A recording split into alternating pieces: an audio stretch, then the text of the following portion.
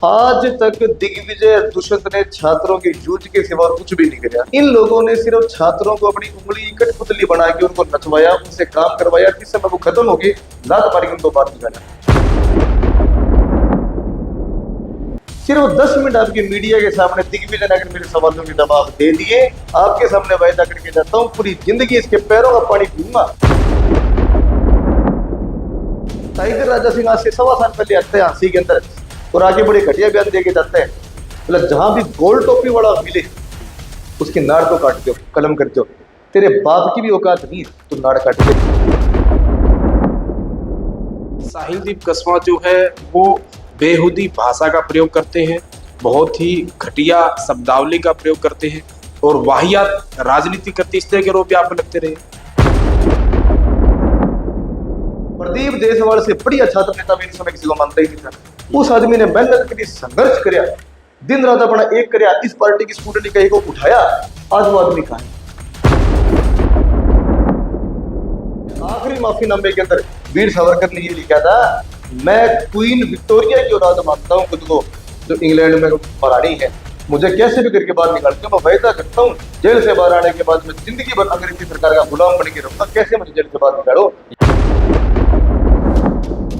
अगर अब ऐसे मुख्यमंत्री बन जाते हैं, जो काम लोग 5 साल में नहीं कर सकते, ये 5 महीने में फालतू काम कर देगा।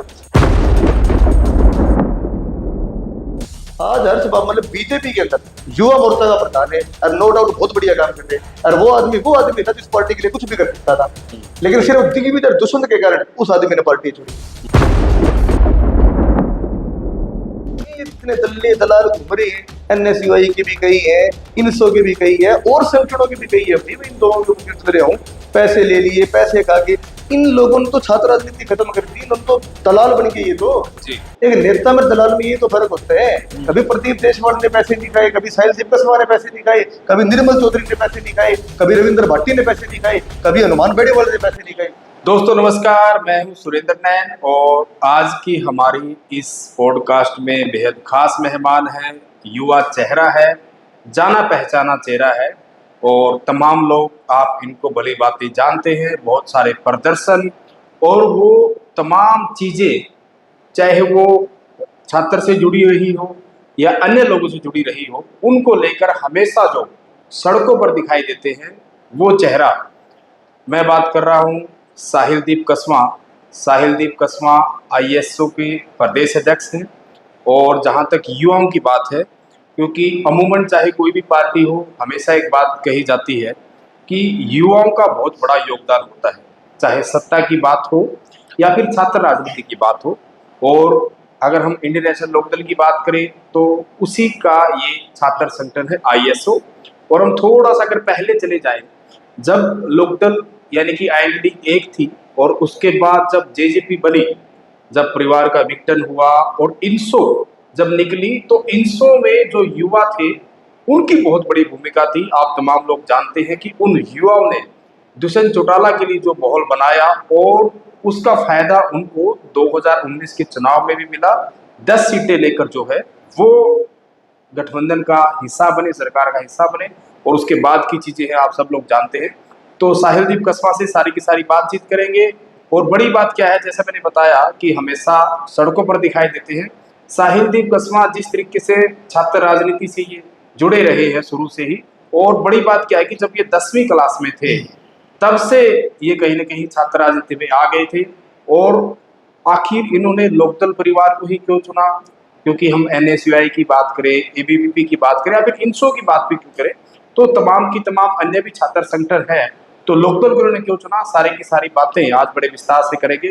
तो साहिल भाई बहुत बहुत स्वागत है आपका।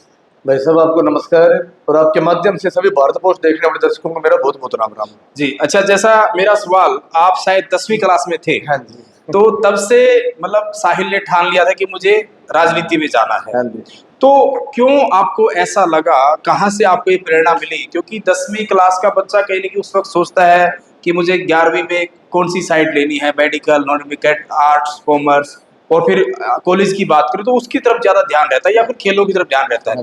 मतलब इतनी कम उम्र से ही आपको क्यों लगा कि आपको छात्र राजनीति में जाना है? देखिए, इसके बड़े कारण रही है। एक तो मेरी फैमिली बैकग्राउंड हमेशा से ही एक इंडियन नेशनल लोकदल परिवार के साथ जुड़ी रही है।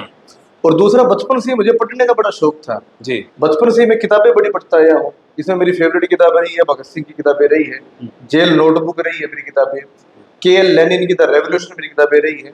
उसमें आज तक पूरी दुनिया के अंदर जो क्रांति आई है, अगर हम इतिहास देखते हैं, क्योंकि इतिहास से ही हमारी भविष्य की परिकल्पना होती है।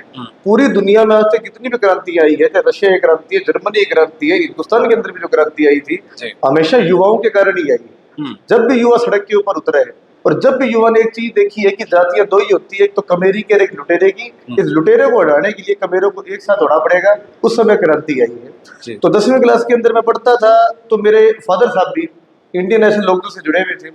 डॉक्टर अजय सिंह चौटाला जी क्लास फेलो थे, रूममेट भी थे, और बड़े घनिष्ठ मित्रता थी इनकी आपस में। उनको देखता रहता था, कभी नेता घर में आ रही है, कभी वो कहीं जा रही है, तो बाद में एक लगाव था इस चीज का। तो कई बार तो आपको मैं सच्चाई बताऊं, स्कूल से बंक मार के भी प्रोग्रामों के अंदर मैं जाता था। करना नहीं थी आजकल जनरेशन को। आपके फादर साहब ने चुनाव भी शायद लड़ा हुआ है? हाँ, 1987 में हमने निर्दलीय चुनाव लड़ा था। मेरे फादर साहब ने भट्टू विधानसभा क्षेत्र होता था उस टाइम। तो उस समय क्या था कि डॉक्टर अजय सिंह चौटाला जी ने बाद में फादर साहब से बात करी थी। प्रोफेसर संपत सिंह उस समय इंडियन नेशनल लोकदल की टिकट पे खड़े थे जी। और मणिराम गोदारा जो बहुत बड़े नेता हुए हैं अपने हरियाणा प्रदेश के, वो उस समय कांग्रेस की टिकट पे खड़े थे। हम अगर उस समय टिकट चुनाव लड़ते तो एक तरफा संपत सिंह की हार थी और एक तरफा गोदारा साहब जीत रहे थे। तो मेरे फादर को डॉक्टर अजय सिंह उस समय अपनी गाड़ी में बिठा के, फिएट कार होती है डॉक्टर अजय सिंह के पास, फादर बताते हैं, पुराने लोगों से पता लगता है, चौधरी देवीलाल के पास लेके गई।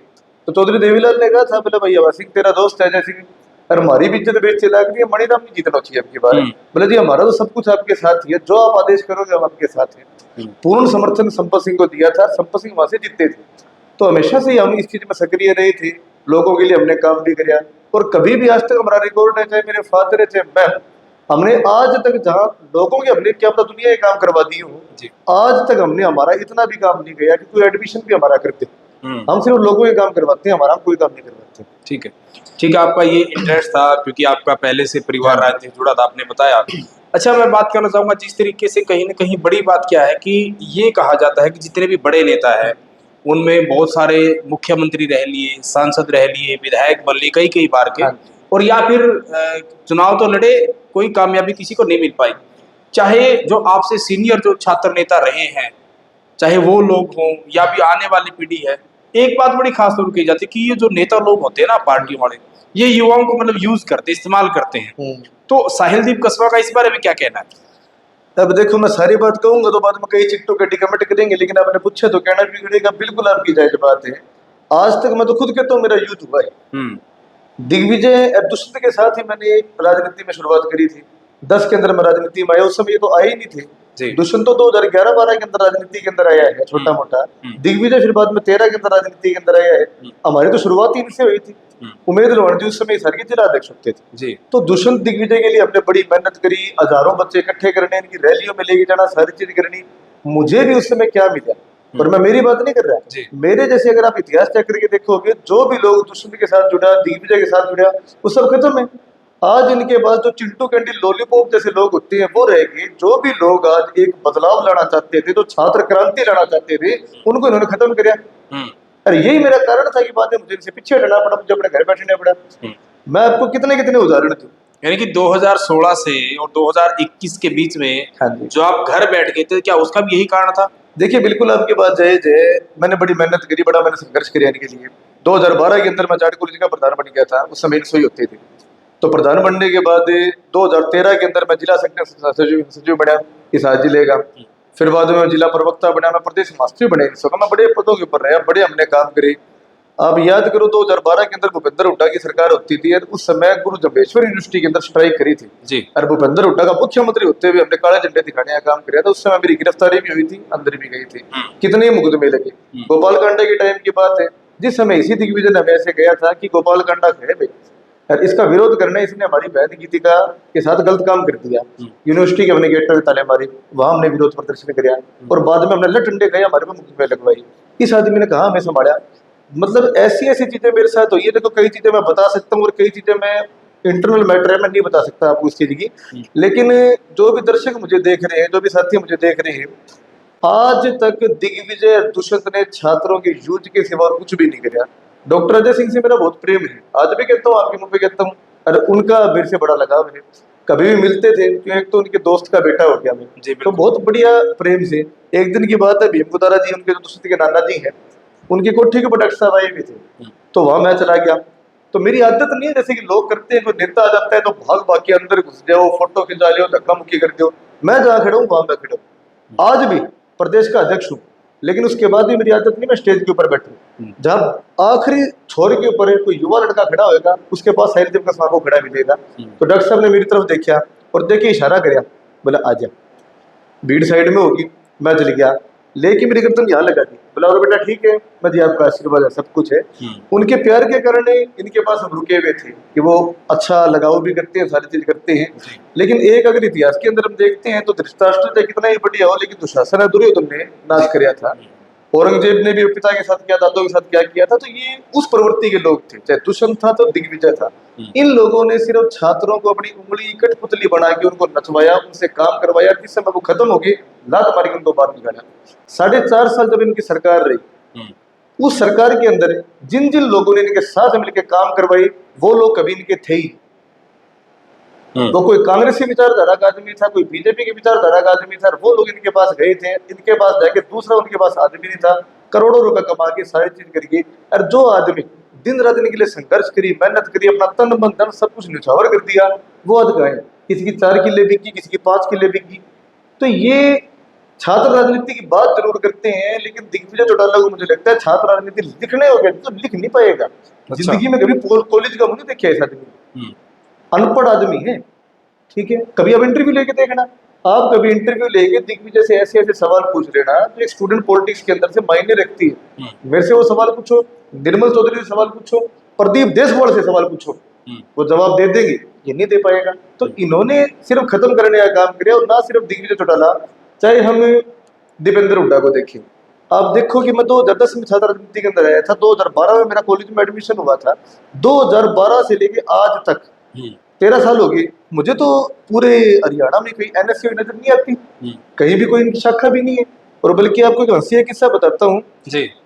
जाट कॉलेज में पढ़ते थे हम, तो कॉलेज में तो हर प्रकार के होते हैं कि मैं प्रधान था तो मेरे साथ शरीफ भी रहेंगे, थोड़े बहुत अड़बादी बालक भी हर तरह के वो भी मेरे साथ रहते थे। तो एक कोई खुद का बड़ा है वो प्रधान बन रहा था कांग्रेस का, मेरे साथ वाले जा रहे थे, उन्होंने उसको कर दिया, बोला हाँ भाई क्या हाल है, बोला मेरे हाथ लगाने की जरूरत नहीं है। मेरे साथी ने जताया कुट्टिया वो, अच्छा, और कुट्टे बाद अगले दिन वो कॉलेज का प्रधान बन गया एनएसयूआई का। तो बाद में बात चली गई थी, बोला साहिल की टीम जिसको पिटेगा वो प्रधान बन जाएगा, वो बढ़ जाएगा, ठीक है। तो ये कभी से थे ही नहीं।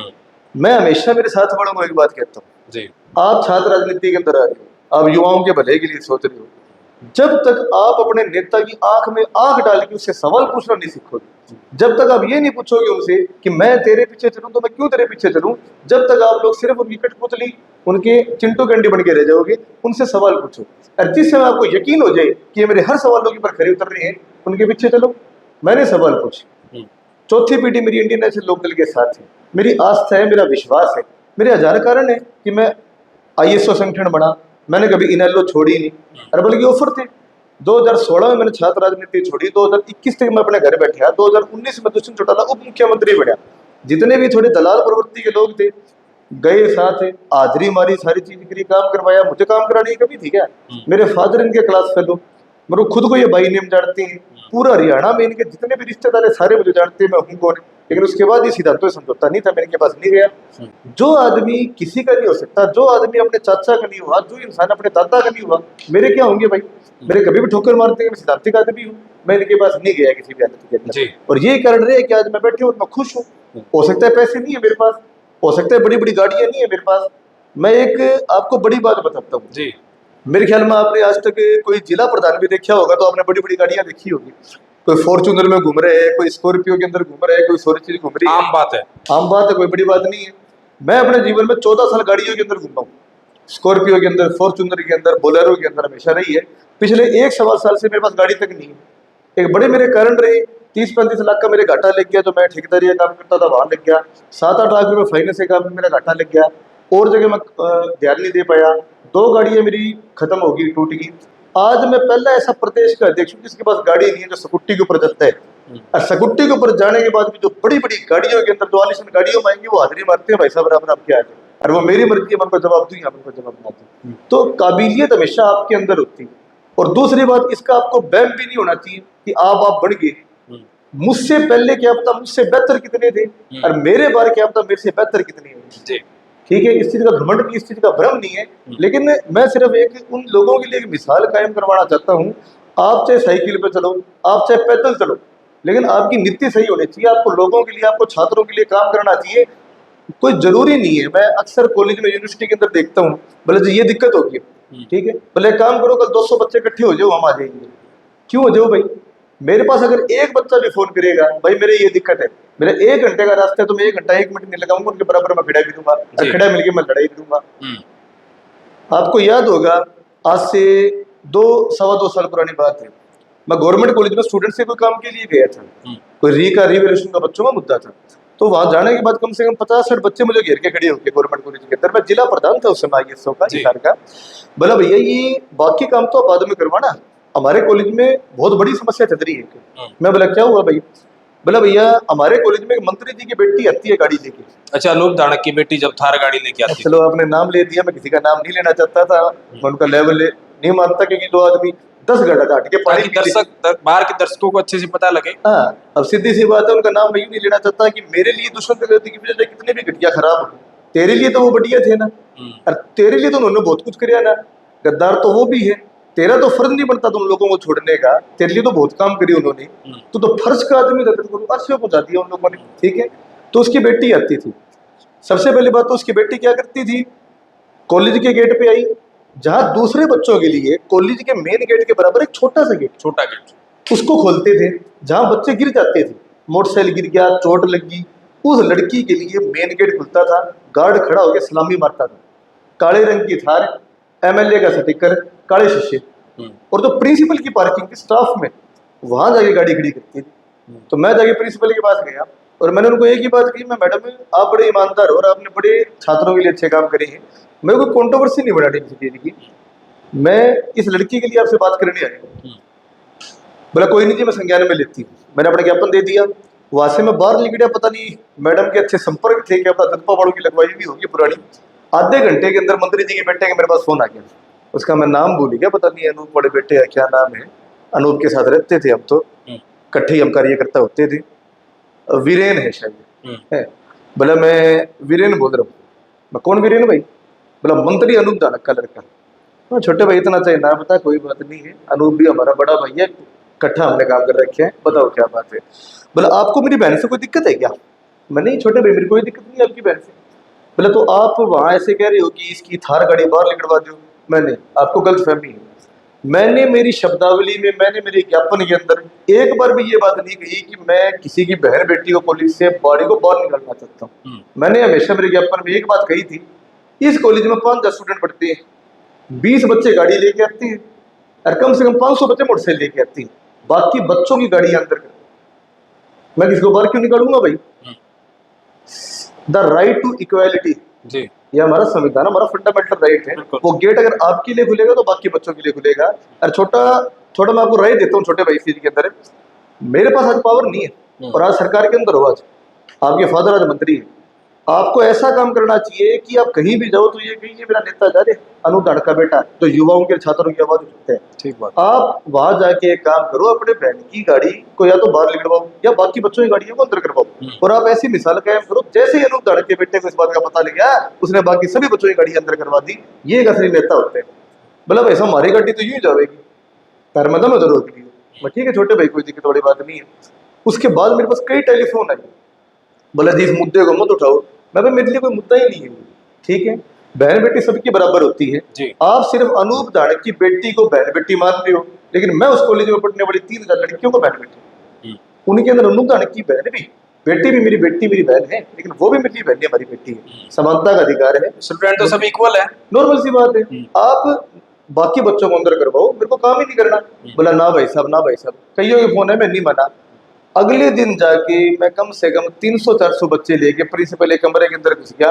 मैं मैडम आपको सिर्फ मैं 1 घंटे का टाइम देता हूँ, अगर 1 घंटे के अंदर इसकी बेटी की गाड़ी या तो बाहर निकले या बाकी बच्चों की गाड़ी अंदर बढ़े, ठीक है। 1 घंटे बाद हमारी इतनी हिम्मत तो है नहीं, हम मंत्रियों से लड़ ले, दिग्विजय से लड़ ले। अब दिग्विजय यूं तो बड़ी बड़ी बातें करता था छात्रों के लिए, मैं स्टूडेंट्स के लिए ये कर दूंगा वो कर दूंगा, लेकिन अपने टाइम में आंख फूट जाती है कि तेरी पार्टी के तेरी मंत्री की बेटी अनकॉन्स्टिट्यूशनल अनऑथराइज तरीके से यूनिवर्सिटी या कॉलेज के अंदर जा रही है, वो चीज भूल गया वो, ठीक है। मैं सिर्फ हम 1 घंटे बाद 1000 स्टूडेंट्स इकट्ठे होके गेट के बाहर खड़े होके अपनी डिग्रियां फाड़ने का काम करेंगे। डर गया, अल्टीमेटम दे दिया। अल्टीमेटम दे दिया। और करते हम नो डाउट, अपने पहले क्या करे नहीं है ये काम, और करते हम बिल्कुल करते हैं, नो डाउट करते हैं। मैं खुद मेरी डिग्री फाड़ने का काम करता। आधे घंटे से पहले पहले एक सर्कुलर पास हो गया, अगर प्रधानमंत्री भी गाड़ी लेके आता है तो गाड़ी बाहर खड़ी होगी, गाड़ी किसी के अंदर नहीं जा सकती। गाड़ी सिर्फ और सिर्फ प्रिंसिपल की और स्टाफ के अंदर जाएगी, किसी की गाड़ी अंदर नहीं जाएगी। ये काम मैंने करवाया, ये स्टूडेंट्स का काम था। इसके बाद में एक नया दौर मैंने शुरू किया। अब ये देखो, जब तक ये पार्टी इकट्ठी होती थी उस समय मुझे लगता है इनसो का ना केवल हरियाणा के अंदर, राजस्थान में भी, पंजाब में भी, बल्कि मैं आपको एक बात बताऊं, 2013 में मैंने वो दौर देखा हुआ है इनसो का।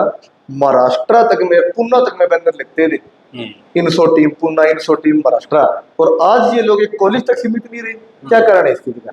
इसका ये कारण है कि जो भी लोग स्टूडेंट्स के लिए काम कर सकते थे, जिनके अंदर जज्बा था कि हम इनके लिए कुछ करेंगे, उन लोगों की इन्होंने कदर नहीं करी। वो सभी लोग ऐसे बात करेंगे।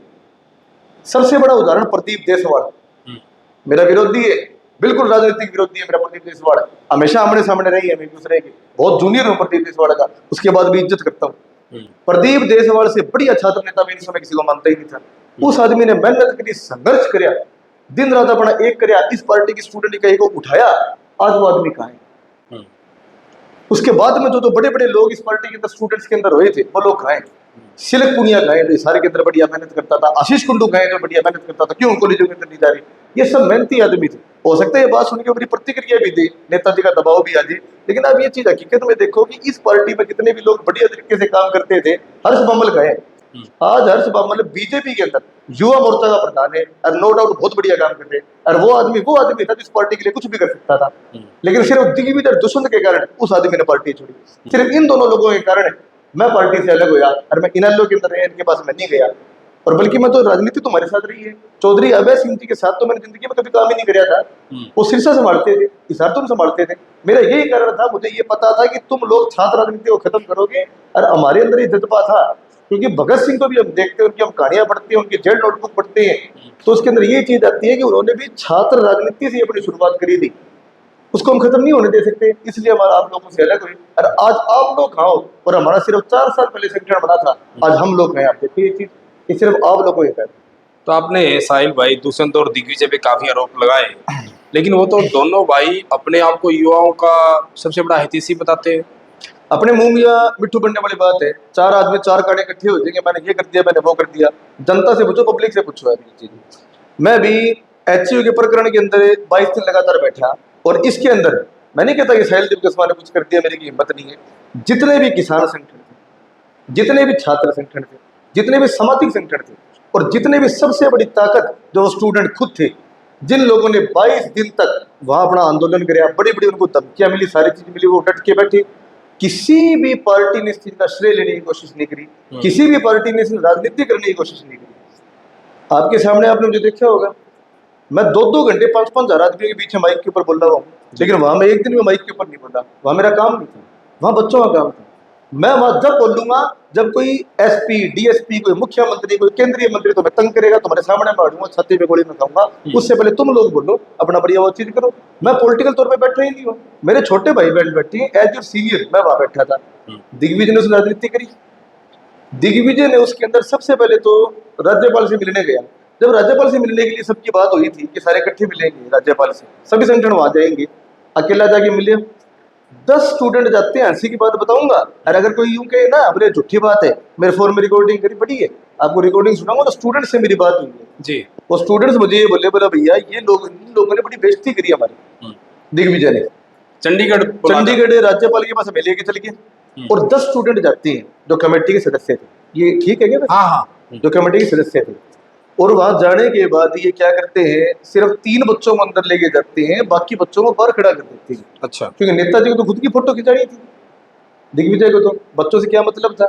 दिग्विजय का फर्ज ये बढ़ता था कि तू 10 के 10 बच्चों को अंदर बढ़, और वहां जाके राज्यपाल को अल्टीमेटम दे कि हम 3 दिन का टाइम देते हैं, 3 दिन बच्चों की नहीं हुई ना तो बाद में तेरी राज्यपाल भवन के सामने धरने के ऊपर बैठेंगे, भूख हड़ताल पे बैठेंगे, छाती पे गोली खाएंगे, मरेंगे।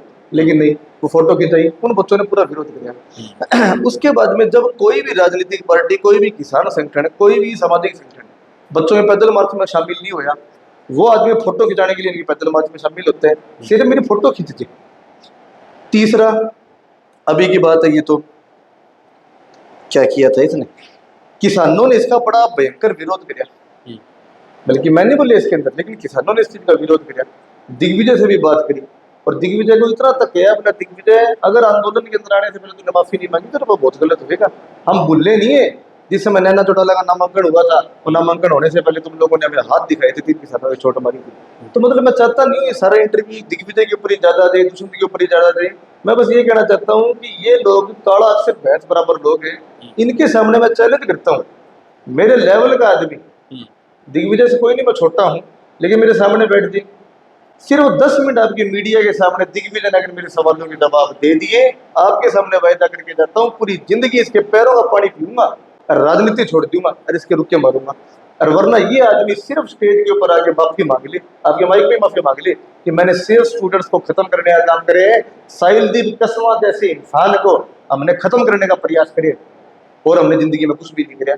ये सिर्फ इतनी बात कह दी, मुझे पता नहीं क्या क्या करे इन लोगों ने हमारे साथ। साहिल भाई, आपने काफ़ी सारे युवाओं का जिक्र किया, काफ़ी युवा नेताओं का नाम लिया कि इन तमाम लोगों ने मेहनत की थी, लेकिन कहीं न कहीं उनको अनदेखा कर दिया गया, फिर इस्तेमाल कर लिया गया। पानी मारों को नहीं किया। एक एक एक आपने जो है प्रदीप देसवाल का नाम लिया, हाँ जी, क्योंकि प्रदीप देसवाल देखिए हरियाणा का जाना माना चेहरा जी। है और वो आपके सीनियर भी हैं। जी, और पहले जिस तरीके से वो जब आप इंसो में थे हाँ जी। तो इंसो के प्रदेश अध्यक्ष थे, फिर राष्ट्रीय अध्यक्ष बनाया उनको, फिर जेजेपी में आए वो, तो रोहतक से उनको लोकसभा का चुनाव भी लड़ाया।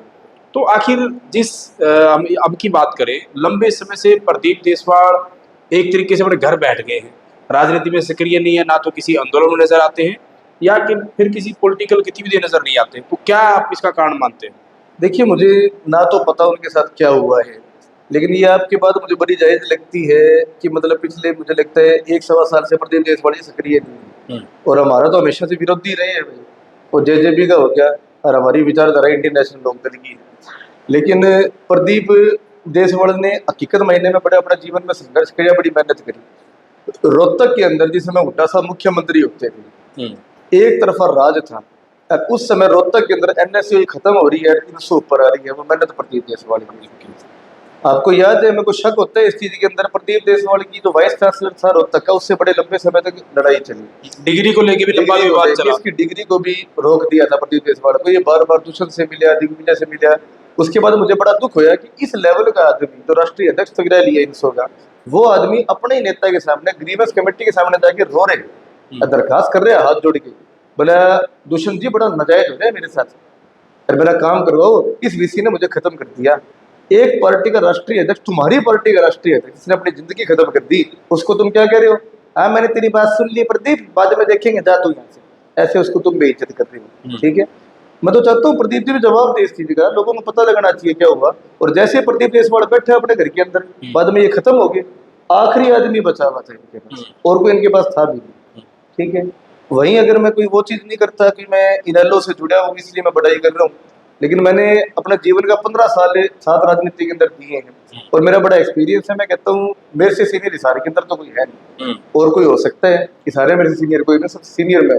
सबसे ज्यादा आंदोलन मेरे हैं, सबसे ज्यादा समर्थन मेरे हैं, सबसे ज्यादा मंत्रियों के साथ, मुख्यमंत्रियों के साथ लड़ाइयाँ मेरी जी। तो मैंने हमेशा एक चीज नोट करी है कि इस पार्टी के अंदर जो इंडियन नेशनल लोकदल पार्टी है, इसमें पानी मारों के लिए कोई जगह नहीं जी। इस पार्टी के अंदर जो भी मेहनती आदमी है, संघर्षशील आदमी है, उसको ही आगे लेके आते हैं और किसी पानी मार को आगे नहीं लेके आते। मैं बैठा हूँ आपके सामने, मैं अगर चौधरी अभय सिंह चौटाला जी की सिफारिश कर दूंगा ना, बोला जी ये लड़का है और मेरे कहने पर इसको बना दो, बिल्कुल नहीं बनाएंगे। और जिस टाइम खुद में दम दिखेगा ना कि ये लड़का पार्टी का वफादार है, पार्टी के लिए कर सकता है, युवाओं के लिए मेहनत कर सकता है, मैं न मना करूंगा तो ही बना देंगे। तो यहाँ सिर्फ वफादारों के लिए किया जाता आपने कहा कि आप लोकदल से जुड़े हैं और लोकदल पार्टी वो पार्टी है जिसमें संघर्ष करने वालों की कदर होती है। हाँ। 25 साल से इंडियन नेशनल लोकदल जो है सत्ता में नहीं, सत्ता से बाहर है। लेकिन जिस तरीके से साहिल भाई, मतलब ईमानदारी से जवाब देना इसका, जी। जिस तरीके से इंडियन नेशनल लोकदल जो लगातार डाउनफॉल होता जा रहा है, मतलब किसी वक्त सरकार होती थी, फिर सीटें घटती चली गई। आपके जो नेता अभय सिंह चौटाला, क्या आपको लगता नहीं कि उनमें या उनकी रणनीति में कोई कमी है, तब आप लगातार जो है खिसकते जा रहे हैं? कोई कमी नहीं है। अभय सिंह चौटाला जी को हरियाणा का सबसे सच्चा, अपनी जबान का धनी लीडर मानता हूं मैं, और जो मैं नहीं कहता तो लोग भी कहते हैं। देखिए, आप कह रहे हो कि 25 साल से इंडियन नेशनल लोकदल कमजोर होती जा रही है, वोट पे खिसकता जा रहे हैं। तो एक बात मैं आपको कहना चाहता हूं कि युद्ध में इतिहास आपका आंकलन कभी इस बात से नहीं करता कि आप जीतते या फिर आप हारे। इस बात से आपका आंकलन किया जाता है कि आपने गोली पीठ में कही है, छाती के अंदर कही। पूरे हरियाणा के 2.5 करोड़ जनमानसों को इस बात का पता है कि 2019 के अंदर एक तरफा इंडियन नेशनल लोकदल की सरकार बनने जा रही थी।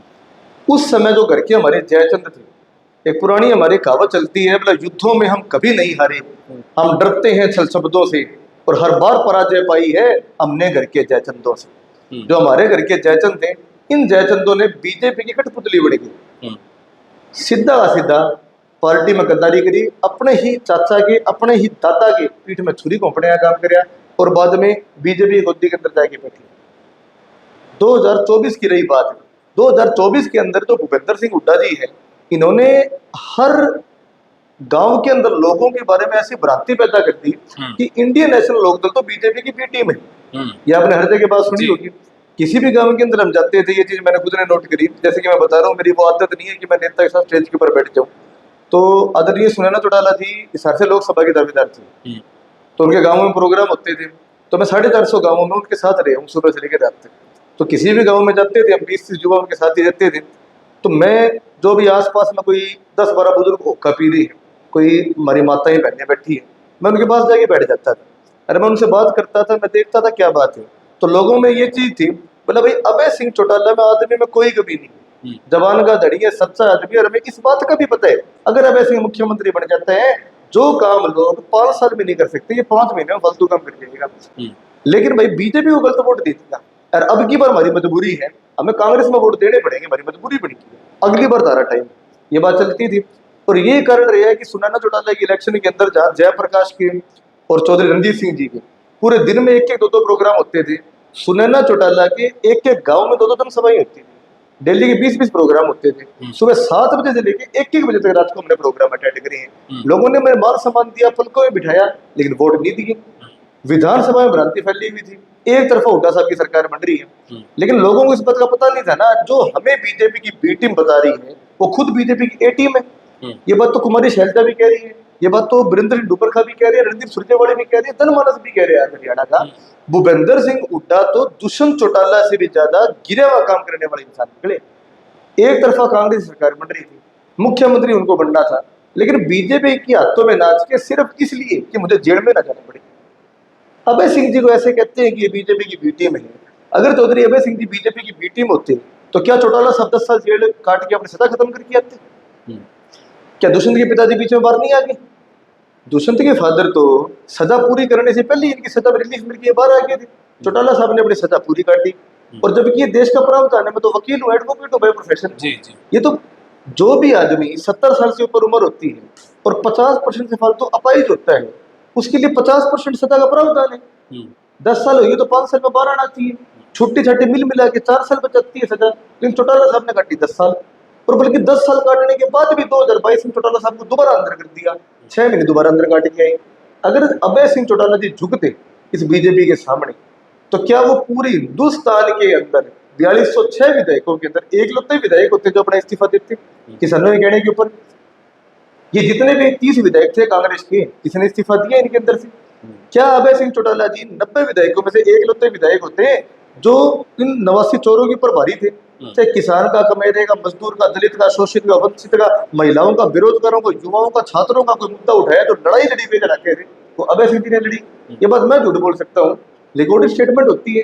अभय चौटाला जी तो वो आदमी थे कि इनके कारण हमारी जो पीढ़ी, हमारे जो युवा है, वो विधानसभा का सत्र देखने लग गए थे। हम देखते ही नहीं थे, हमने खत्म कर दिया था। और आज मैं कहता हूँ अर्जुन चौटाला और आदित्य के लिए हम देख रहे हैं। मैं इन लोगों को मैं झूठ बोल सकता हूँ? आप एक सर्वे चलाओ, हर गांव के अंदर 90% लोग आपको ये बात कही। आज आपके सामने की बात है, 7-8 महीने हो गए इलेक्शन हुई, 8 महीने के अंदर कहीं आपको कांग्रेस दिखी, कहीं आपको आम आदमी पार्टी दिखी, कहीं आपको जेजेपी दिखी? इंडियन नेशनल लोक दल ने 10 बड़े जन आंदोलन कर दिए। एक तो परसों ही था पंचकुला के अंदर, बिजली के बिल जो बड़े उसके अंदर गिराव था, कम से कम 2000 लोग मौजूद थे। जो पंजाब ने हमारा पानी रोकने का काम किया था, 4 दिन तक लगातार पूरा हरियाणा के हर जिले में आंदोलन चले, हजारों की संख्या में महिलाएं लोग इकट्ठे हुए, अपने घड़े फोड़े, डीसी गैलरी के सामने प्रदर्शन हुए और पानी बाद में हमें मिला। जो एचएयू का मुद्दा था, इस एचएयू के मुद्दे के ऊपर 3 बार अर्जुन चौटाला खुद आए यहाँ पे, अभय सिंह चौटाला जी यहाँ पे आए, 1 लाख रुपए सहयोग राशि देगी, उसके बाद बोले अगर 1 करोड़ की भी जरूरत हो तो मैं देने का काम करूंगा। आदित्य देवीलाल जी आए, दोनों विधायकों ने विधानसभा में बात करने का वायदा किया। हरियाणा के कई यूनिवर्सिटियों के अंदर हमने पुतले फूके, हमने सारी चीज करी। तो कहने का मतलब ये है कि आज ग्राउंड के ऊपर कौन आज लड़ कौन रहे? जहाँ कांग्रेस ये लड़ रही है, ज्योतियों में खीर बन रही है हमारे, मैं जिला प्रधान बनूंगा, मैं हल्का प्रधान बनूंगा, मैं ये करूंगा, मैं वो करूंगा, उड्डा गलत है, शैलजा बढ़िया है, सुरजाला गलत है, नीति किसकी बढ़िया है? आज ये एक लौती पार्टी ऐसी है जो अपना तन मन धन की बाजी लगा के सड़क के ऊपर है। और मैं लोगों से भी कहता हूँ, आप लोग देखो, अगर आपको ये चीज लगता है कि आज आपकी मांग के लिए अगर कोई लड़ रहे हैं, कोई संघर्ष कर रहे हैं, तो अभय चौटाला जी कर रहे हैं, आप साथ जुड़ो, नहीं कोई दिक्कत वाली बात नहीं, हम लोग आपके साथ हैं और हमेशा हम आपके साथ रहेंगे। आपने काफी विस्तार से बताया सारी की सारी चीजें, और आपने बीच में एक शब्द का प्रयोग किया कि जयचंद अगर इस तरीके की चीजें नहीं करते तो इंडियन नेशनल लोकदल की 2019 में सरकार आ जाती, ऐसा आपने कहा। लेकिन ये पक्ष आपका था। और देखिए साहिल भाई, कोई भी नेता हो, वो जाहिर सी बात है अपनी पार्टी की और अपने पार्टी के नेता की प्रशंसा करता है, और ये करनी भी चाहिए, उसका धर्म भी बनता है। लेकिन अगर दूसरे पक्ष की तरफ हम देखें, दूसरे दिग्विजय की बात करें या फिर जेजेपी की बात करें, उनकी तरफ से लगातार ये भी कहा जाता रहा लंबे समय तक कि कहीं ना कहीं हमें पार्टी से बाहर निकाला गया, हमें गद्दार बोला गया, और हम पार्टी छोड़कर नहीं गए, हमें निष्कासित किया गया था। और कहीं ना कहीं ये चीजें, परिस्थिति जो बनी, वो सीधा सीधा अभय सिंह और अभय सिंह के जो साथ के उस वक्त के नेता थे उन पर आरोप लगा रहे हैं। इसका मैं आपको जवाब दूंगा, इसमें आप भी सहमत होगे और दर्शक भी, मैं कहता हूँ, सहमत होंगे इस चीज में। 2018 की बात है, अगस्त की, अक्टूबर की, सॉरी जी, अक्टूबर में जो गोहाना रैली हुई थी, उस रैली के होने से 6 महीने पहले ही दिग्विजय ने, दुष्यंत ने विरोध शुरू कर दिया था। अपने जितने भी पोस्टर थे वहां से चौधरी अभय सिंह जी की फोटो को हटा दिया गया था। इनसो के जो कार्यक्रम होते थे, अभय सिंह जी को इनवाइट करना बंद कर दिया गया था। ऐसे ऐसे प्रकरण करिए, अपने अपने लोगों को भेज के चौटाला साहब के ऊपर दबाव बनाया जा रहा था कि आप मुख्यमंत्री अभी और दुष्यंत चौटाला को बनाओ। जो इन्होंने किलकी गैंग बन के बुरी तरह अपने चाचा का विरोध किया, उस समय वहां पे स्टेज के ऊपर बाघेल साहब बैठी हैं, जो कि पूर्व मुख्यमंत्री है गुजरात के, और बड़े बड़े हिंदुस्तान के लीडर बैठे हैं। उनके सामने जो पूरे हिंदुस्तान का सबसे बड़ा लीडर रह लिया कोई टाइम में, चौधरी ओम प्रकाश चौटाला जी, उनकी कितनी भयंकर बेइज्जती करी। वो बेइज्जती उनके चाचा की नहीं थी, वो अपने दादा की बेइज्जती करती थी। ठीक है, उन्होंने उनकी बेइज्जती की चौटाला साहब की। चौटाला साहब ने बार बार ये बात कही, बोले ये जो लोग यहाँ गद्दारी कर रही है, किलकियां मार रही है, वोटिंग कर रही है, ये किसी के नहीं हो सकते, ये कांग्रेसी लोग हो सकते हैं जो यहाँ पे आगे हमारे साथ गलत कर रही है। मैं इनको चुप कराना चाहता हूँ, चुप हो जाओ। उसके बाद भी वो लोग चुप नहीं हो रहे। अभय सिंह जी जिस समय स्टेज के ऊपर बोलने लगे, 15 मिनट तक बुरी तरह वो किलकी मारते रहे, बुरी तरह किलकी मारते रहे। अभय सिंह जी को माड़ा बताते हैं, अब देखो ऑन रिकॉर्ड है, इस 15-20 मिनट में अभय सिंह जी ने एक बार भी कोई कमेंट किया हो, कुछ भी उन्होंने बोल दिया।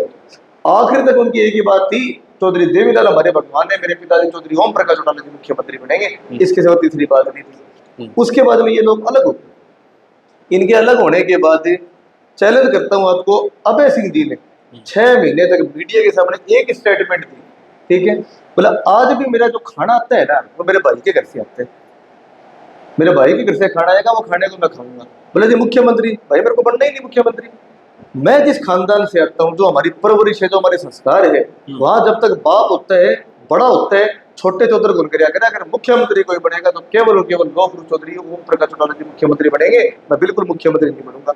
ये क्या कह रहे थे, हम मुख्यमंत्री बनेंगे। इन लोगों ने कहीं भी कोई कोर कसर नहीं छोड़ी अपने दादा को, अपने चाचा को बदनाम करने में, बिल्कुल खत्म करने में। लेकिन खत्म इन लोगों से थोड़ी होगा। राजनीति के अंदर जो जनता होती है वो भगवान का दर्जा होते हैं, खत्म करती है जनता, करती है, खत्म करता है परमात्मा, करता है। तुम्हारी और मेरे जैसे की औकात नहीं किसी को खत्म करते। उभर के सामने आई और दोबारा 2 सीटों के ऊपर आई है।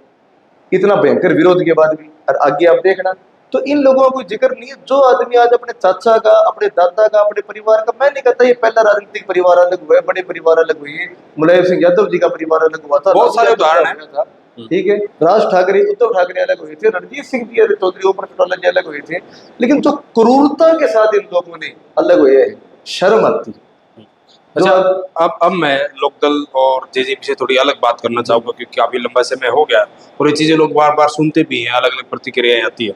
अच्छा साहिल भाई, जिस तरीके से आप हर एक आंदोलन में बढ़ चढ़ कर हिस्सा लेते हैं, और मेरे हिसाब से 250-300, अगर मैं जी। शायद ठीक हूँ तो उससे ज्यादा ही आंदोलन आपने जी। छोटे बड़े आंदोलन अगर देखें, चाहे जी। फतेहाबाद जाना हो, चंडीगढ़ जाना हो, जी। या हिसार की बात हो, हाँ जी। तमाम की तमाम चीजें आपने की है बिना किसी डर के और बिना किसी उस तरीके की कि भाई होता ना निर्णयता के साथ। हाँ जी। और उसमें ये नहीं देखा कि भाई पार्टी का आदमी है या किस पार्टी का मामला है, किस समाज का आदमी है। और ये अच्छी बात भी है कि आधी रात को अगर कोई मुसीबत में है तो तुरंत आप पहुंच जाते हैं, जैसे मेरे पास जानकारी, जैसे मैंने बताया कि आपके बारे में। और ये बात भी ठीक है कि इकलौते ऐसे आप मतलब नेता हैं, छात्र नेता मैं कह सकता हूँ, कि कहीं न कहीं इतना बड़ा पद कि आईएएस के प्रदेश अध्यक्ष और स्कूटी पे चलते हैं, यानी कि आधी रात को स्कूटी उठा के वहीं पहुंच जाते हैं। लेकिन आपका मतलब ठीक है, आपकी विचारधारा लोकदल की है, बीजेपी और आरएसएस के खिलाफ बड़ा मुखर होकर बोलते हैं आप, मतलब आखिर क्यों? ठीक है, आपकी पढ़ाई है, आप पढ़ने की रुचि है, आप बहुत सारी चीज़ आपने पढ़ी होगी, लेकिन बीजेपी और आरएसएस के साथ तो लगातार लोग, जैसे तीसरी बार सरकार आ गई, देश में भी, प्रदेश में भी, और लगातार वो तो अपनी चीज़ों को अच्छा बताते हैं। आप इतना लंबा गहराई से उनके खिलाफ कैसे बोलते हैं? ये बड़ी एक हंसी की बात है। मैं जिस समय भी बीजेपी और आरएसएस के खिलाफ बोलता हूँ ना, तो कांग्रेस बड़े बड़े खुश होते हैं। ये मेरे को फोन करते हैं, मेरे पास आते हैं, ये बोला जी आपने बहुत बढ़िया जवाब दिया, बहुत बढ़िया जवाब दिया। और जिस समय मैं कांग्रेस वालों के खिलाफ बोलता हूँ, इनको मैं समाज के सामने नंगा करता हूँ, तुमने ये सब गलत कराया, तो उस समय बीजेपी बड़े खुश होकर मेरे पास आते हैं, ठीक है। मैं ना तो कांग्रेस ना मैं बीजेपी, ये जितने भी लोग इस हिंदुस्तान की सरजमी के खिलाफ की विचारधारा के लोग हैं, इनके मैं हमेशा खिलाफ रहा हूँ। मेरे पास बैठा 2 दिन पहले एक आरएसएस का ही रिश्तेदार है मेरा, बोला आप इतना नफरत क्यों करते हो आरएसएस से? मुझे आप हिस्ट्री में जाओ आरएसएस के, तो आती सबसे पहले बात बीच में रहेगी, वो आती है बोले अब जय श्री राम। अच्छा। मैं बोला भाई राम राम। बोला भाई जय श्री राम। मैं बोला भाई जय सीताराम। बोला आपको जय श्री राम से क्या दिक्कत है? मैं सब छोटे भाई, सबसे बड़ी बात तो आप जो कह रहे हो ना जय श्री राम, जिस प्रकार से आप लोग जय श्री राम बोलते हो ना, तो मेरा ये मानना है कि इसमें गुस्सा एक विक्षोभ है। प्रभु श्री राम का आप जीवन उठा के देखो, उनके जीवन में गुस्सा है ही नहीं। प्रभु श्री राम आज राजा बन रही, उनको खुशी नहीं है इस चीज जी। कल प्रभु श्री राम को वनवास हो जाता है 14 साल का, उनको इस चीज का दुख नहीं, वो सथीर है अपने। प्रभु श्री राम ऐसा इंसान जो शबरी के जुट्ठे बेर करते हैं, तो बाली को छोड़ के सुग्रीव का साथ देते हैं, रावण जैसे घटिया इंसान का सल्तनत खत्म कर देते हैं, उस इंसान का नाम लिया जाए अपनी घटिया राजनीति को चमकाने के लिए, इसके खिलाफ बोला जाना चाहिए। दूसरी बात है, जब आप लक्ष्मी नारायण में बिना लक्ष्मी के नारायण को देखते हो ना, आप नारायण के नहीं हो सकते। राधा कृष्ण में राधा के बिना आप कन्हैया के देखोगे, आप कन्ना के नहीं हो सकते। गौरी शंकर में गौरी के बिना आप शंकर हो देखो, आप शंकर के नहीं हो सकते। इसी प्रकार अगर सीता राम में बिना सीता के आप राम को देख रहे हो, आप राम के नहीं हो सकते। इसमें वो दब जाते हैं फिर बाद में। दूसरी बात है, इंसान को इतिहास का पता होना चाहिए। आरएसएस को बनाने वाले वीर सावरकर थे। इस चीज के अंदर एक बात और बताता हूँ, एक तो छोटे मोटे मेरे पास ये चिंटू कैंडी आरएसएस बढ़ जाएगी, मुकदमा भी करके आए हैं, मुझे डर नहीं है इस चीज का। ये मुकदमे मेरे पे यूं दर्द नहीं होते कि इतिहास में चीज लिखी भी है, सच्चाई है। आरएसएस की शुरुआत हुई थी 1922 के अंदर। वीर सावरकर जो इनके धर्म के पिता है, संघियों के, बजरंग दल हो गया, आरएसएस हो गया, हिंदू महासभा हो गई, वीर सावरकर खुद को क्रांतिकारी कहता था, और वीर सावरकर को काला पानी की सजा भी थी। वीर सावरकर ने, आप हैरानी मानोगे, काला पानी में अंडमान निकोबार के अंदर 10 साल में 6 बार माफीनामे लिखे थे अंग्रेजी हुकूमत को। और अपने आखिरी माफीनामे के अंदर वीर सावरकर ने ये लिखा था, मैं क्वीन विक्टोरिया की औलाद मानता हूँ खुद को, जो इंग्लैंड में महारानी है, मुझे कैसे भी करके बाहर निकालते हो, मैं वायदा करता हूँ जेल से बाहर आने के बाद मैं जिंदगी भर अंग्रेजी सरकार का गुलाम बन के रहूंगा, कैसे मुझे जेल से बाहर निकालो। उसके बाद वीर सावरकर को बाहर निकाल दिया करते हैं। वीर सावरकर की जो चिट्ठियां है ना, दिल्ली के नेशनल आर्कीव्स म्यूजियम में आज भी है, आप जाके कभी भी देख सकते हो, इंटरनेट के ऊपर भी ये चीज है। वीर सावरकर बाहर आ जाते हैं, तो बाद में जितने ये हिंदू महासभा आरएसएस वाले थे ना, इन्होंने एक बात कही थी, बोला नेताजी तो जान के अंग्रेजों को पागल बना के बाहर आएंगे ताकि वो दोबारा आजादी की लड़ाई लड़ सके, लेकिन वीर सावरकर बड़ा जवानों का धड़ी इंसान था, उसने जो कहा था ना कि आखिरी तक मैं अंग्रेजों का गुलाम बन के रहूंगा, अपनी आखिरी सांस तक वो अंग्रेजों का गुलाम ही बन के रहे। सुभाष चंद्र बोस जी। जो देश के सबसे बड़े क्रांतिकारी थे, 60,000 की इंडियन नेशनल आर्मी उन्होंने बनाई, आजाद हिंद फौज, जिसमें से 36,000 सैनिकों ने अपनी कुर्बानी दी थी, जो पूरी दुनिया का रिकॉर्ड है। जिस समय सुभाष चंद्र बोस अपनी आईएनए के साथ अंग्रेजों से लड़ाई लड़ रहे थे भारत को आजाद करवाने के लिए, वीर सावरकर के हजारों आदमी, आरएसएस के, हिंदू महासभा के, बजरंग दल के, सुभाष चंद्र बोस की सेना से लड़ाई लड़ रहे थे अंग्रेजों के साथ। भगत सिंह ने एक बात कही थी, जिस समय शहीद भगत सिंह ने भारतीय नौजवान सभा बनाई थी, मेरे संगठन के अंदर कोई भी आरएसएस का, हिंदू महासभा का और अपने मुस्लिम लीग का आदमी नहीं आ सकता, क्योंकि मैं धर्म को नहीं मानता। और यही हमारे देश की परंपरा रही है। आप इतिहास उठा के देखो, हमारे देश की परंपरा रही है वसुधैव कुटुंबकम, सभी धर्म एक है, सभी जातियां एक है। इसीलिए मैं इनका विरोध करता हूँ। इनके बाद इस चीज का जवाब नहीं है। टाइगर राजा सिंह आज से 1.25 साल पहले आते हैं झांसी के अंदर और आगे बड़े घटिया बयान दे के जाते हैं, मतलब जहां भी गोल टोपी वाला मिले उसकी नाड़ को काट दो, कलम कर दो। तेरे बाप की भी औकात नहीं है, तू नाड़ काट दे। आपने चैलेंज भी किया था उस पर, खुला चैलेंज किया, मैंने पत्रकारों के सामने चैलेंज किया, मेरे फेसबुक पेज को बंद कर दिया, कई चिंटू के पे केस भी किया। और बिल्कुल मैंने चैलेंज किया, अगली बार ये टाइगर राजा सिंह चाहे कितने बड़े सत्रकार नेता हो, अगर ये हमारे हरियाणा के अंदर भी कदम रखते हैं ना, 1,000 आदमी लेके मैं जाऊंगा, रामने सामने की टक्कर है, मैं खड़ी हूँ इनके साथ। मैं मुसलमानों के साथ नहीं खड़ा, मैं हिंदुओं के साथ नहीं खड़ा, मैं देश के नागरिकों के साथ खड़ा। इस देश के अंदर आप देखो, ये कहते हैं कि हम हिंदू धर्म है। सनातन धर्म को अगर हम देखते हैं ना, तो सनातन धर्म के अंदर कोई सनातन एक धर्म ना हो कि एक परंपरा है जी। मैं तो अपने मुसलमान दोस्तों को भी ये चीज कहता हूँ, अब खुद सनातनी मुसलमान इस देश के अंदर जिसका जन्म हो गया वो सनातनी है, चाहे वो मुसलमान है, चाहे हिंदू है, चाहे सिख है, चाहे ईसाई है, हम सबका धर्म एक ही है, कोई धर्म अलग नहीं है। ये चीजें एक चीज में से निकली है। और इस चीज के ऊपर बड़ी अच्छी राजनीति आप सबको उसके खिलाफ बोला जो आती है, हम बोल लेंगे। मैं बहुत बोला मेवात मुद्दे के ऊपर, और मैं मेवात मुद्दे के ऊपर इतना बोला कि कम से कम 20-25 पत्रकार, जो कोई गुजरात का बड़ा लेवल पत्रकार है, महाराष्ट्र का है, कोई हरियाणा के कई पत्रकार है, जो मैं लाइव भी आता था ना, तो वो लोग मेरा वहां से वीडियो उठा लेते थे, कंटेंट उठा लेते थे और अपने पेज के ऊपर चढ़ा देते थे। मिलियंस लोगों ने देखे उस टाइम, और बड़ा शेयर करे, बड़ी लाइक करे इस चीज का। और मुसलमानों ने इससे ज्यादा हिंदुओं ने लाइक करे, जो खुद को हिंदू कहते हैं, हिंदू मानते हैं, असल मायने में हिंदू है। इसके खिलाफ मैं हूँ, मैं संघी विचारधारा के खिलाफ हूँ। इसीलिए ये एचयू की लड़ाई तो शुरू हुई थी ना अभी 1 महीने पहले, मेरे को 3 साल हो गई लड़ाई लड़ते। 3 साल पहले मैंने इसकी लड़ाई लड़ी थी कि ये बीसी क्या करता था, हफ्ते वाले दिन यहाँ पे आरएसएस के, बजरंग दल के प्रोग्राम करवाते हैं बीआर कंबोज जी। और बड़ी आपको हैरानी की बात बताता हूँ, एक शिक्षा के मंदिर के अंदर जहाँ 100-200 बच्चे बैठे हैं ना, ये वहां पूछता था, बोला आप में से कोई मुसलमान तो नहीं है?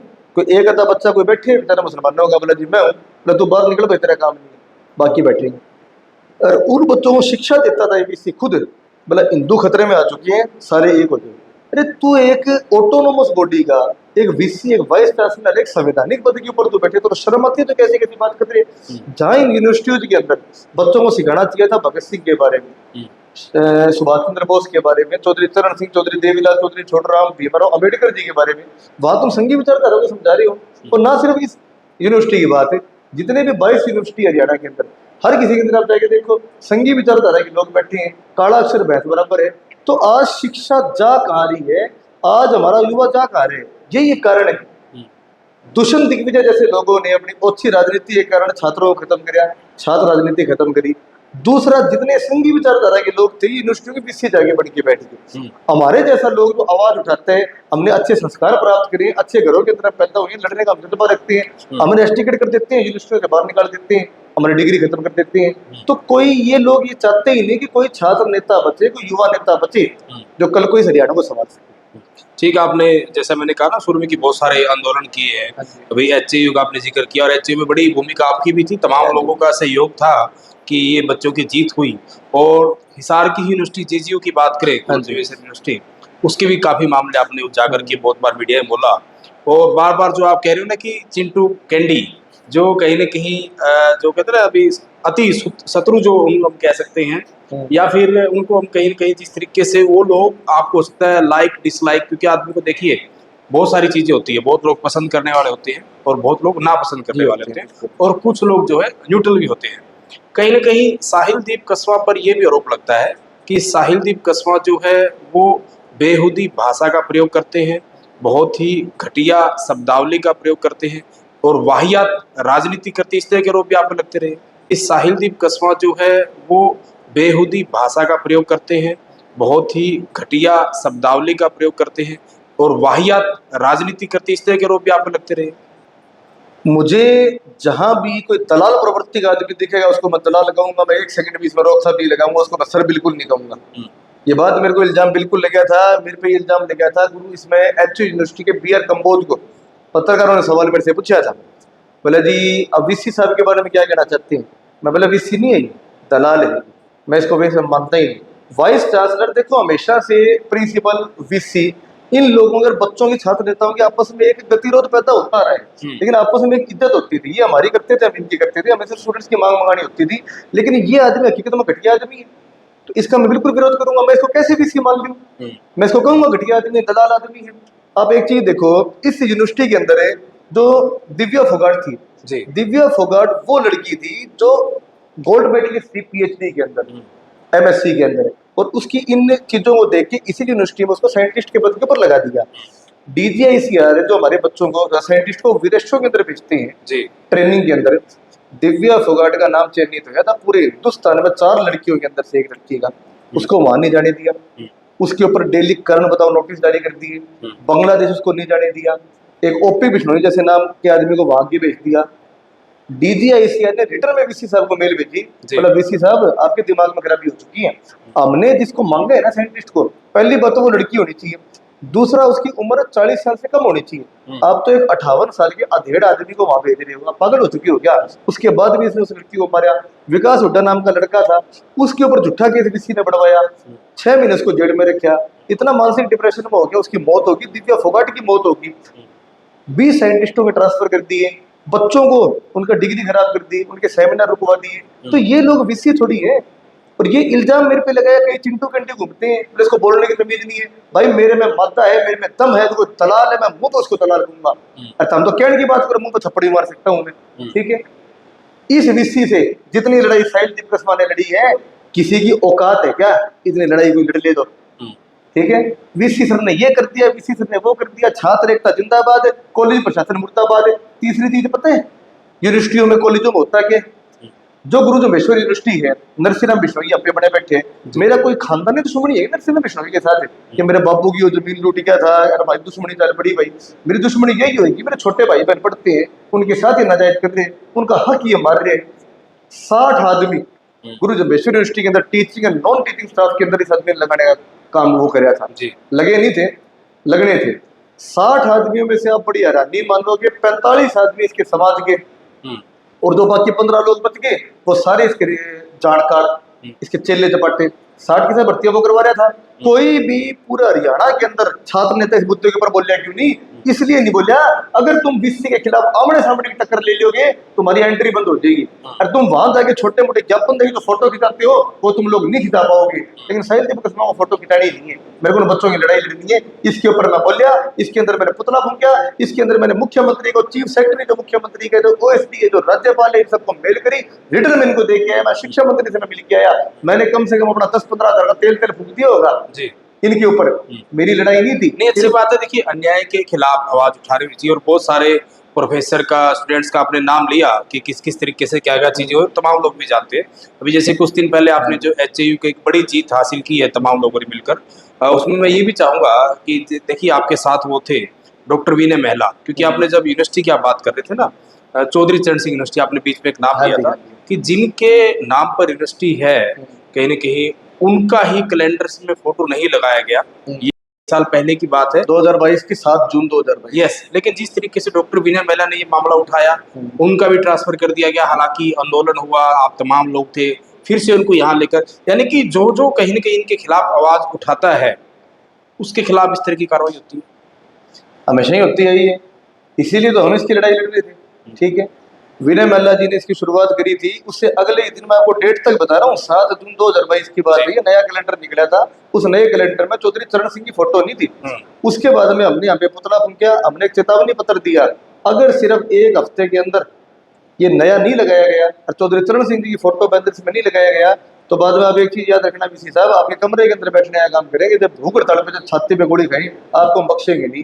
चरण सिंह जी आपके लिए एक राजनीति का बिंदु हो सकते हैं, लेकिन हमारे लिए हमारे भगवान थे, किसानों के भगवान थे। मैंने तो 1 हफ्ते का टाइम दिया था ना, दूसरे दिन चौधरी चरण सिंह की फोटो लिखी थी कैलेंडर के अंदर, और पूरी यूनिवर्सिटी में तो बैनर होल्डिंग लगा रखी थी ना, सारे होल्डिंग बदलवा के इसी वरिष्ठ वीसी ने चरण सिंह जी की फोटो लगा दी थी। ये हमेशा ही दबे, इसको हमेशा हम गोड्डे के ऊपर लेके आए हैं, ठीक है। तो मैं ये चीज आपको कहना चाहता हूँ कि कोई भी इंसान अगर कहता है कि मैं छात्र नेता हूँ, पूरा हरियाणा के अंदर मैं बात कर रहा हूँ, ठीक है, आप अगर खुद को छात्र नेता कहते हो तो आप भविष्य की बात सोचो कि भविष्य में आपके साथ क्या होगा। भैया आपके तो मुकदमे ही बढ़ेंगे, आप तो जेड़ों की सलाखों के पीछे भी जाओगे, और सब चीज आपके साथ होगी, लठ डंडे भी लग सके भाई। और कई बार तो ये भी पता नहीं होता कि यहाँ से उठा के पीटते पीटते लीजिए, और के बार नार्मल जाके छोड़िए हुए, जेब में पैसे नहीं और नहीं, के बार 6 दिन बाद घर वापिस आओ। अगर तुम ये मानना रखते हो फिर तो छात्र नेता बढ़ो, युवा नेता बढ़ो, और नहीं अपना घर बैठ जाओ, राजनीति करने की जरूरत नहीं है। चैलेंज करता हूँ, जो लड़ाई मैंने आमने सामने की टक्कर ली है इस वीसी के साथ, गुरु चंपेश्वर यूनिवर्सिटी का वीसी है, और जिस समय इसके मैंने पुतले फूके, इसकी मैंने प्रेस कॉन्फ्रेंस करी और आपकी प्रेस के सामने मैं इसमें 45 मिनट लगातार बोला, और पहली बार ऐसी चीज हुई कि 45 मिनट में लगातार बोल रहा हूँ और 50 पत्रकार सामने ऐसे कैसे बैठे, कोई उठ के नहीं गया, क्योंकि ये बहुत जरूरी चीज थी। इसकी धरती सरकी, और धरती सरकने के बाद 1-1.25 साल तक ये भर्ती रोकनी पड़ी इसको मजबूरी के अंदर। अभी इसने 5 साल और लगा दिए, अभी भी मैं इसकी लड़ाई लड़ रहा हूँ, और क्या पता कल ही दोबारा इसकी यूनिवर्सिटी में जाके खड़ा हो जाऊं। जो एचयू का यूनिवर्सिटी का वीसी है, वाइस चांसलर है, इसके खिलाफ दिव्या फोगाट को मरे 27 अक्टूबर को मरी थी। 27 अक्टूबर को मरने के पहले 26 अक्टूबर को वो लड़की मेल करती है बकायदा, I am dying because of profound bleeding in my head, मेरे दिमाग में खून जमा हो चुके हैं सिर्फ वाइस चांसलर के कारण, मैं इतना मेंटली डिप्रेशन के अंदर आ चुकी हूँ। अगर मैं मर जाती हूँ तो मेरी मौत का जिम्मेदार केवल वाइस चांसलर होगा।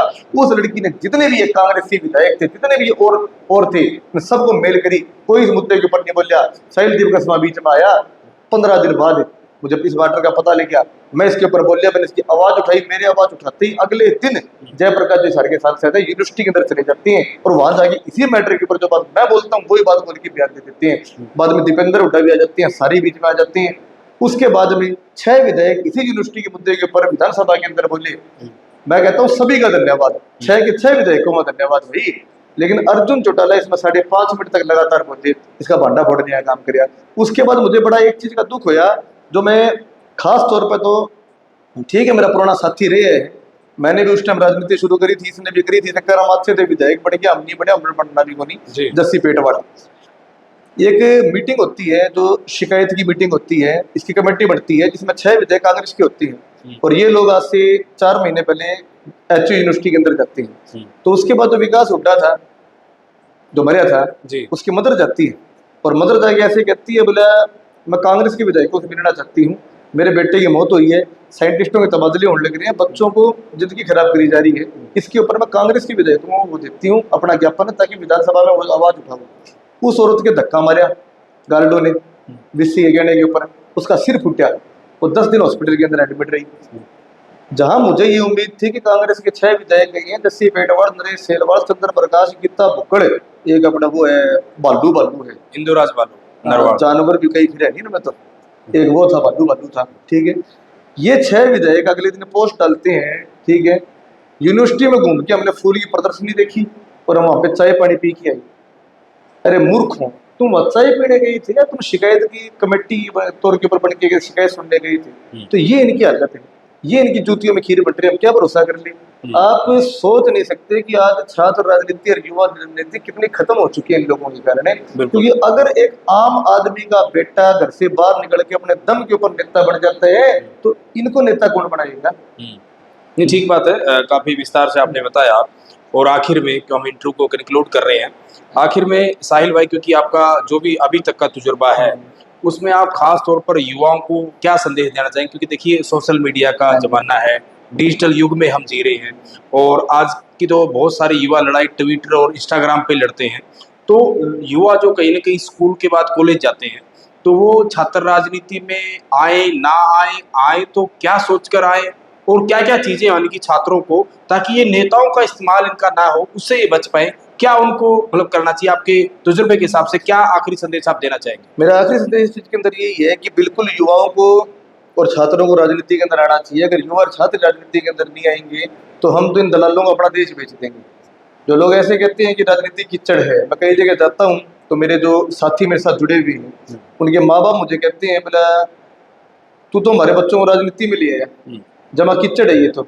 मैं जमा समर्थन करता हूँ, दलदल राजनीति मानते कीचड़ हो। दलदल है, कीचड़ है, मैं समर्थन करता हूँ राजनीति कीचड़ है। लेकिन अगर ये दलदल है, अगर ये कीचड़ है, तो इस कीचड़ को साफ करना, इस कीचड़ के अंदर घुस के इस देश के छात्रों और युवाओं का ही प्रथम कर्तव्य बनता है। ये कीचड़ हमें साफ करना पड़ेगा। एक पुरानी शायरी है थोड़ी सी, जी बोला ना किसी राह गुजर ना किसी रहबर से निकलेगा, ये हमारे पाम का कांटा है, ये अभी से निकलेगा, ये कांटा अभी निकाल सकते हैं।